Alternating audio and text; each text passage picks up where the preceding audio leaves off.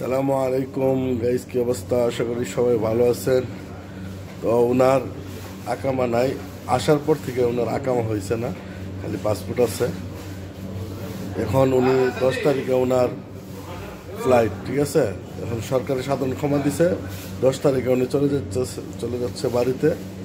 তুমি যখন যাইতেছো কাছে, তোমার অনুভূতিটা কিরকম আমার একটু বলো। অনুমতিটা থাকার ইচ্ছা ছিল। কুয়েত মোটামুটি ভালো বেতন ছিল, খাওয়া দাওয়া সব কিছু ভালো ছিল। এখন স্বাস্থ্য অবস্থা খুব খারাপ, এর মধ্যে না পাওয়ার সাধারণ ক্ষমা। চতুর্দিকে চিন্তা ভাবনা করে এখন সবাই বলে যাওয়াটাই উত্তম। এখন যাইতে পারলে আবার ভবিষ্যতে আসার একটা চিন্তা ভাবনা আছে। দেখে সবাই আমার জন্য দোয়া করবেন। আমি যাই চিকিৎসা করে ভালো হইলে ইনশাল্লাহ আবার আসবো। আমি যে দোকানে কাজ করে দোকানের মালিকও বলছে যদি ভালো হইয়া তারপরে আমার কাছে পাসপোর্ট পাঠাইছে, ইনশাল্লাহ আমি তার বিষয়ে যাওয়ার চেষ্টা করি। সবাই আমার জন্য দোয়া করবেন। আর বিষয় হলো, মালিকে বলছে যে ওনাকে একটা ভিসা দিবে। যদি উনি ফিঙ্গার যদি রাইখা দেয় তো আর হবে না। ফিঙ্গার যদি না রাখে, মালিকে বলছে ওনাকে একটা ভিসা দিবে এবং পরবর্তীতে আসার জন্য কুয়েতে ওনার জন্য একটু রিকোয়েস্ট করবো আর কি। তো এখন কতদিন ধরে বাড়িতে যাও না? প্রায় 6 বছর। 6 বছর ধরে উনি বাড়িতে যায় না। তো যাই হোক, আলহামদুলিল্লাহ, দোয়া করবেন ওনার জন্য। আল্লাহ তাআলা যেন ওনাকে ভালো মতনে হেফাজত করেন ও বাড়ির ফ্যামিলির কাছে যখন ভালো মতনে উনি পৌঁছিয়ে যান, সেই প্রত্যাশা সবার কাছে।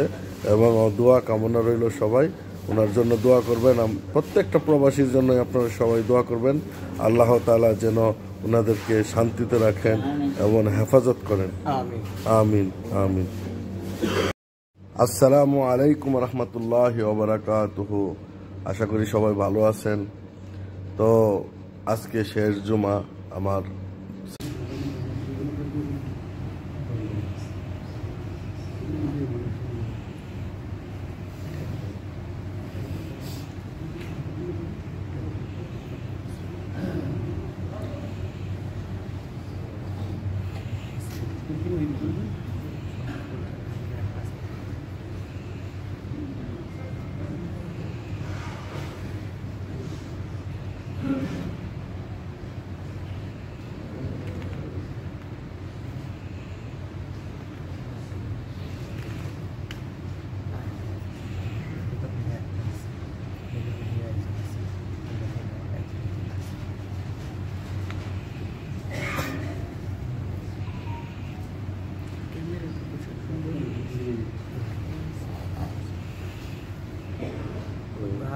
সমস্যা হলে পাঠাই দিন, খুব করা আছে আপনারা যদি